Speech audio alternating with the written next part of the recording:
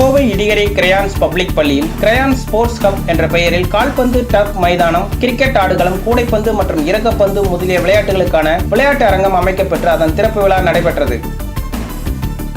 Kovai Idikarai crayons public பள்ளியில் அனைத்து நவீன வசதிகளுடன் கூடிய சர்வதேச தரத்திலான பல்நோக்கு விளையாட்டு அரங்கம் கட்டப்பட்டுள்ளது.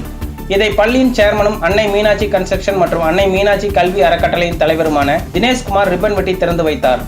பள்ளி மாணவர்கள், பெற்றோர்கள், பொதுமக்கள், சமூக ஊடக நண்பர்கள் மற்றும் ஏராளமானோர் கலந்து கொண்ட இவ்விழாவில் தினேஷ்குமார் பேசுகையில், விளையாட்டு இல்லாமல் கல்வி என்பது முழுமை அடைவதில்லை. பள்ளி பருவத்தில் மாணவர்கள் தங்கள் உடல் திறன்களை உறுதிப்படுத்திக் கொள்ளும் களங்களில் முக்கியமானது விளையாட்டு.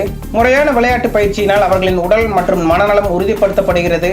மேலும் ஒற்றுமை, குழு மேலாண்மை மற்றும் தலைமைத்துவ தன்மைகளை மேம்படுத்த பள்ளி பருவ விளையாட்டு மிகவும் இன்றியமையாதது என்று கூறினார்.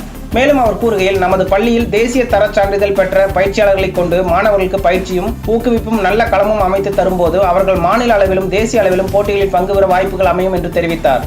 மேலும் அவர் குறிப்பிடத்தக்க விதமாக மாநில மற்றும் தேசிய அளவில் விளையாட்டுப் போட்டிகளில் பங்கு பெறும் எந்த பள்ளி மாணவர்களும் இந்த விளையாட்டரங்கில் பயிற்சி பெறலாம் எனவும் அதற்கான செலவுகளை அவரே ஏற்றுக்கொள்வதாகவும் தெரிவித்தார்.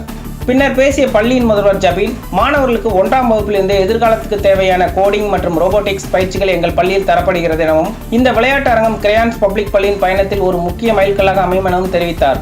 இந்நிகழ்ச்சியில் பள்ளியின் தாளாளர் தீபா நந்தினி மற்றும் நிர்வாக அரங்காவலர் விஜயலட்சுமி ஆகியோர் பள்ளியின் பெற்றோர்களுக்கும் விழாவில் கலந்து கொண்ட அனைவருக்கும் நன்றி தெரிவித்தனர்.